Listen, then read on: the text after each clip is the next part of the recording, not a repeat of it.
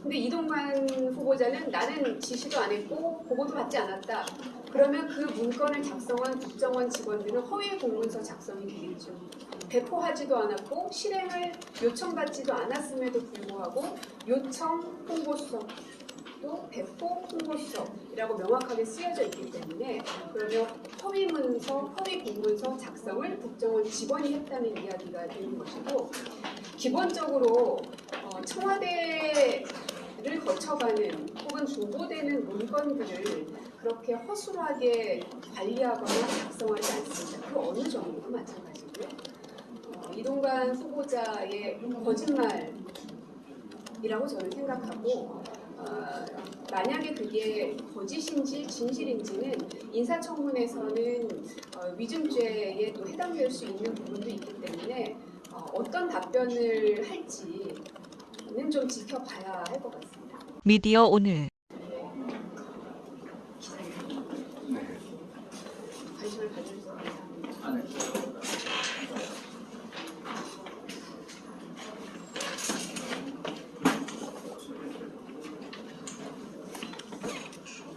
네, 오늘 이 국정원의 언론 사찰 문건 워낙 방대하고 워낙 다양한 종류의 내용이 담겨 있다 보니 이제는 좀 무뎌진 것 같다는 생각도 듭니다만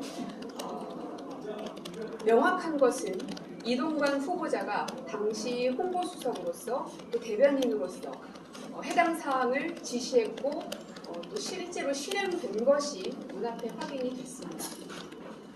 언론의 공정성과 중립성, 독립성은 말할 것도 없습니다. 그리고 방송통신위원장의 자리는 임기가 보장되어 있는데 그런 이유 또한 어떤 정치적 편파성에 휘둘리지 않아야 한다는 이유일 것입니다. 더 이상 이동관 후보자 한 명으로 인해서 대한민국의 언론 전체가 오명을 쓰고 더럽혀지는 일은 더 이상 발생되지 않았으면 하는 마음에서 오늘 말씀을 드렸습니다. 질문사항 있으시면 질문하시면 제가 답변 드리겠습니다. 혹시 오늘 말씀하신 내용을 보게 되면은 국정원에서도 문건을 작성을 했고 그 문건에 적시된 내용이 실제 결과로 이어졌다라는 건데요. 그 중간 과정에서 국정원이 뭐 MBC나 뭐 KBS에 뭐 전화를 한 건지 아니면 뭐 인사 개입을 한 건지 어떤 식으로 이거를 구체적으로 실행한 건지 혹시 파악하고 계신 게 대략적으로 남아 있을까요?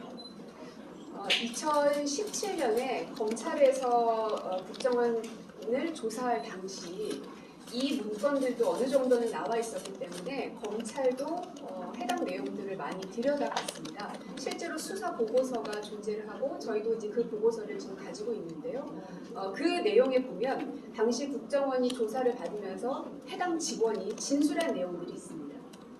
거기에 보면은 실제 해당 방송사에 있는 사람들에게 의견을 전달했다라는 그런 진술들도 존재하고 있는 상황이기 때문에 정확하게 누구에게 어떤 프로그램을 어떻게 하라고까지는 저희도 지금 알 수 있는 방법은 없습니다. 그게 가능해지려면 당시에 국정원 직원이 저희 인사청문회 자리에서 증인으로 나와야 되는 문제가 있습니다. 그러나 지금 아시겠지만 인사청문회 팀 안에서는 여당이 어떠한 증인도 지금 협의가 되고 있지 않아서 아마 지금 없이 좀 진행될 것 같은데요. 그 부분에 대한 문제가 해결되기 위해서는 말씀하신 대로 국정원 직원이 어떻게 했는가 그리고 이동관 홍보수석은 어떻게 했는가에 대한 면밀한 수사가 필요한 상황입니다.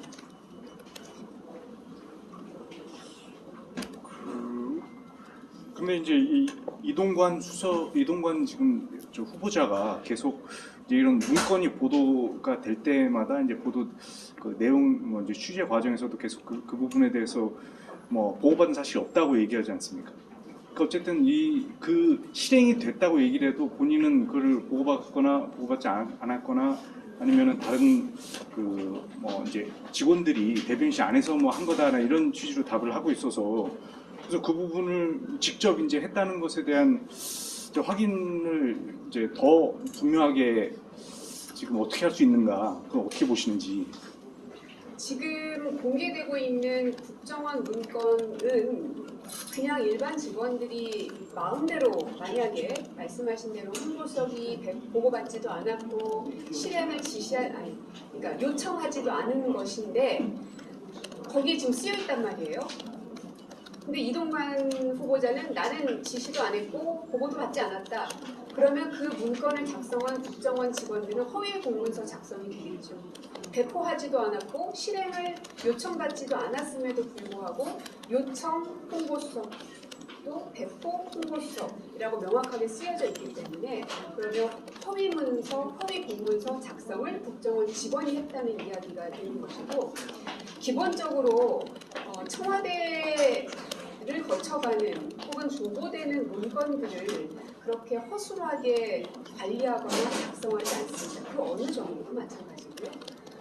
이동관 후보자의 거짓말이라고 저는 생각하고 만약에 그게 거짓인지 진실인지는 인사청문회에서는 위증죄에 또 해당될 수 있는 부분도 있기 때문에 어떤 답변을 할지는 좀 지켜봐야 할 것 같습니다.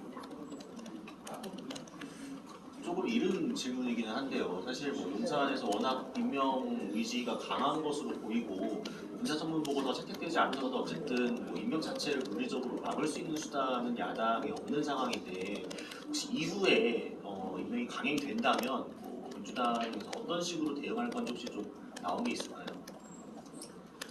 모든 걸 다 이 결과를 정해놓고 할 수는 없는 노릇입니다. 지금 저희가 이제 지금 위치에서 할 수 있는 최선을 다하는 방법밖에는 없는데요.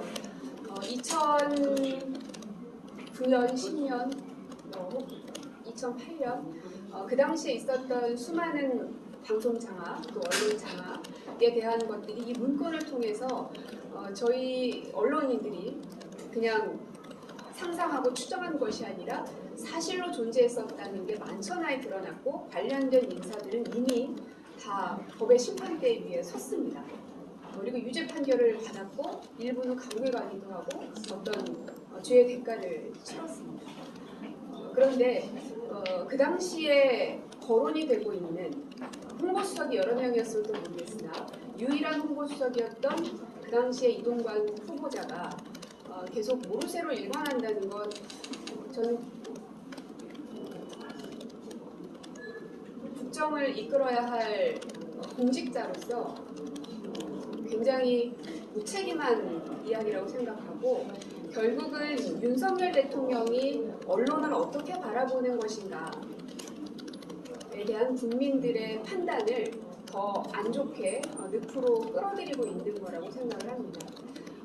윤석열 대통령께서는 이동관 후보자를 통해서 어떻게 해서든지 옛날처럼 언론을 다시 한번 장악하고자 하는 의도가 혹시 있는 것이라면 그 마음을 좀 걷어들이기를 다시 한번 요청을 드리고 무엇보다 국정원의 댓글 조작 사건을 비롯한 이런 해당 수사를 담당했었던 게 당시 서울중앙지검이었고 그 당시에 서울중앙지검장은 윤석열이었습니다.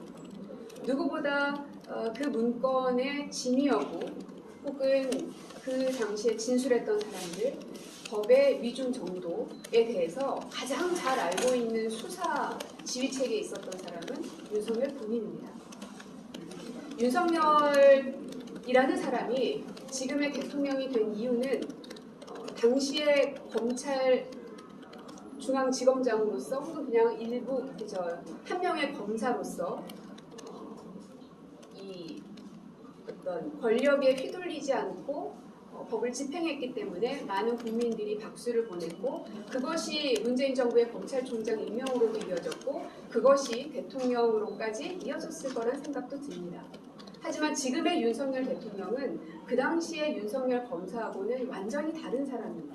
두 얼굴의 사나이를 보고 있는 것만 같습니다. 윤석열 검사는 죽었고 지금 남아있는 건 오로지 언론을 장악하고 국정을 마음대로 쥐락펴락하고 싶어하는 윤석열 대통령밖에는 보이지 않는 것 같아서 씁쓸합니다. 죄송하지만 사실은 당시 2017년에 이동관 후보자가 기소가 안 된 게 그 혐의 직권남용 혐의에 공소시효가 지났기 때문입니까? 아니면 혐의가 없기 때문에 기소를 안 한 건지 그 사실관계를 좀 아시면 좀 말씀 좀 감사하겠습니다. 그 사실관계는 윤석열 지검장 당시 지검장이 가장 잘 알 텐데요. 제가 알기로는 공소시효가 지난 걸로 알고 있습니다. 혐의는 인정되는데 공소시효가 지났기 때문에 공소시효가 지난 사건들에 대해서는 혐의 여부에 대해서 따지질 않지요. 묻지를 않지요. 그래서 이동관 후보자 스스로가 그 당시에 나는 혐의가 없었기 때문에 수사가 진척이 안 된 것이다 라는 말을 인정하고 싶다면 오히려 스스로 수사를 받으셨으면 좋겠습니다. 그러나 그것을 제3자 입장에서는 어떻게 할 수 있는 방법이 없기 때문에 이렇게 계속 문제 제기를 하고 답변을 요구하고 있는 상황인데요. 본인은 아무 죄가 없었기 때문에 당시 수사가 안 된 것이다 라는 이야기를 하고 싶으시다면 오히려 지금 떳떳하게 그 당시의 모든 자료와 증거들을 가지고 다시 한번 수사를 한다면 저는 결과는 달라질 거라고 생각합니다. 그때 청와대 계셨으니까 좀 죄송한데요. 보고를 받은 내용이 있었으니까 대통령이 당시 문재인 대통령님께 이에 대한 보고된 내용이 있었나요? 그러니까 이동관 수석은 이렇게 좀 기소가 안 됐다, 뭐 이런 식으로 그런 식으로 보고가 됐었는지 좀 더 아시는 게 있으면 좀 말. 그거는 뭐 제가 모르겠습니다. 네, 문서가 있는 거랑 실제 실행되는 걸 증명하는 건 전혀 다른 문제인데요. 인사청문회 때 지금 채택과를 해서 여당하고 협의도 안 되고 있는데 이거 앞으로 당연히 이 상태로 가면 증인 없이도 청문회가 진행될 건데 민주당에서 향후 계획이나 대안 같은 게 있으시죠?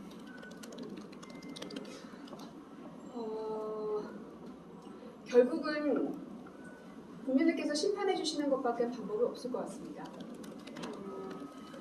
모든 것을 사법부의 판단에 맡기자니 결과가 나오기까지는 2, 3년의 시간이 또 걸릴 수밖에 없고 지금 당장 인사청문회에서 자료 요구를 하고 있지만 아주 기본적인 자료조차 응하지 않고 있습니다. 얼마 전에 감사원에서는 MBC 박문진 이사장을 해임하겠다는 그 공고를 하면서 MBC에 대한 감사를 제대로 진행할 수 있게끔 자료 요구들에 협조하지 않았다라는 것들도 이유로 들어가 있는데요. 그렇게 따지면 이 정부 인사들을 감사할 권한이 유일하게 있는 곳이 국회입니다. 그러나 저희가 인사청문회를 할 수 있는 그리고 해당 후보자를 소위 감사할 수 있는 어떠한 자료도 제출받지 못하고 있습니다. 이런 직무유기에 대해서는 어떤 방식으로 해나가야 될 것인지 정부 여당이 오히려 거기에 대한 답을 좀 내놨으면 좋겠습니다. 그 당시에 수사도 안 받았다는 거죠? 이동관 후보자는 2017년 그때 수사 당시에 잘 확인이 되고 있지는 않습니다. 조사를 뭐 검찰에 조사를 나갔다든지 어디까지 받았는지 뭐 몇 번을 소환을 했는지 뭐 등등에 대해서는 지금 저희가 확보된 자료가 없습니다. 그 직권남용 혐의가 이제 그 공소시효가 지났다고 하더라도 지금 그거 말고도 뭐 학폭부터 해서 뭐 재산 형성 과정이라든지 뭐죠 이제 증여세 탈루 문제라든지 부동산 투기 여러 가지 이제 그런 자녀와 뭐 이렇게 관련된 그런 이제 의혹들이 있는데 그런 부분도 다 공소시효가 지난 건가요? 아니면 뭐 그 부분에 대한 법적 조치나 이런 부분은 혹시 뭐 어떻게 보시는지? 학폭 문제도 공소시효 문제가 있습니다. 그리고 재산 문제는 충분히 카드 사용 내역이라든지 본인의 수입이 어떻게 됐다라든지 여러 가지 자료를 통해서 저희가 검증해 볼 수 있습니다. 그러나 거기에 대해서 일체 자료를 제출하지 않고 있습니다. 네, 그럼 이만 마무리할까요? 네. 네. 자료를 제출하지 않으면 그거는 뭐 이렇게 책임을 더 물 수 없는 거라는 거죠?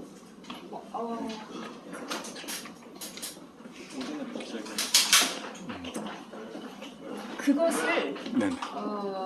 이동관 후보자에게 좀 물어봐 주십시오. 왜 자료를 제출하지 않는지. 네. 아마도 인사청문회에서 야당이 보고서 채택을 하지 않고 거부를 하든 혹은 뭐 어떤 방식을 써서 반대를 해도 대통령은 그냥 임명하면 되니까 이 생각을 갖고 있는 것 아닌가 싶습니다. 그래서 지금만 모면하면 된다라고 생각하는 것 같은데 저는 거기에 동의할 수는 없고요. 할 수 있는 데까지 계속 파헤치고 또 자료 요구를 통해서라도 진실을 좀 밝혀내려고 합니다. 네.